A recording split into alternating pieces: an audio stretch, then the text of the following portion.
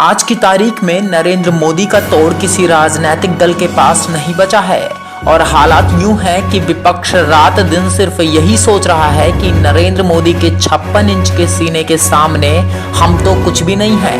ये बात हम इसलिए भी कह रहे हैं क्योंकि आपको सन 14 के बाद के सारे चुनाव याद होंगे जिसमें भारतीय जनता पार्टी को नरेंद्र मोदी के नाम पर ऐसा बहुमत मिला कि असम में भी कमल खिल गया और तो और पंजाब में केजरीवाल लहर का फर्जी गुब्बारा भी फूट गया और हाल में ही हुए चंडीगढ़ के स्थानीय चुनावों में बीजेपी को अजेय बढ़त हासिल हुई। अब आप याद कीजिए बिहार इलेक्शन, जहां पर जानकारों के हिसाब से लोकतंत्र की हत्या हुई क्योंकि एक इंसान को हराने के लिए पूरा विपक्ष महागठबंधन बनाकर एक हो गया।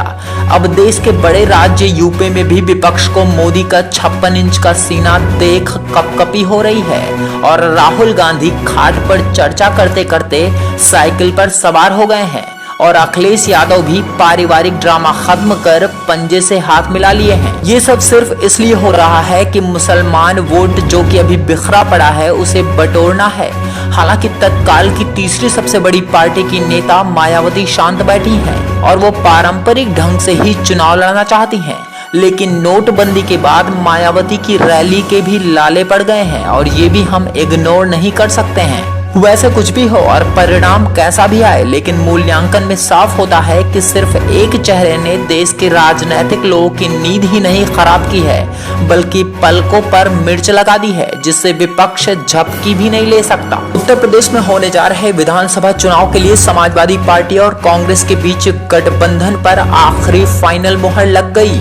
समाजवादी पार्टी 105 सीटें कांग्रेस को देने को तैयार हो गई और कांग्रेस भी इसे स्वीकारते हुए आगामी विधानसभा चुनाव में 105 सीटों पर चुनाव लड़ने को तैयार हो गई है। इस बात की घोषणा कांग्रेस प्रदेश अध्यक्ष राज बब्बर और सपा प्रदेशाध्यक्ष नरेश उत्तम ने एक प्रेस कॉन्फ्रेंस करके किया। बताया जा रहा है कि इस गठबंधन को बनाने से पहले ही पड़ रही दरार को दूर करने के लिए सोनिया गांधी और अखिलेश के बीच बातचीत हुई थी।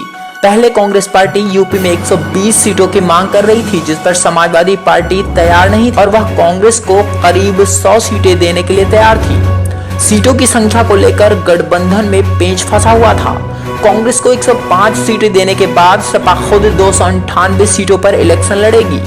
सपा सूत्रों के अनुसार इस मामले में अखिलेश यादव ने सकारात्मक रुख दिखाया और कांग्रेस ने थोड़ा लचीला रुख अपनाया, इसलिए ये गठबंधन हो पाया।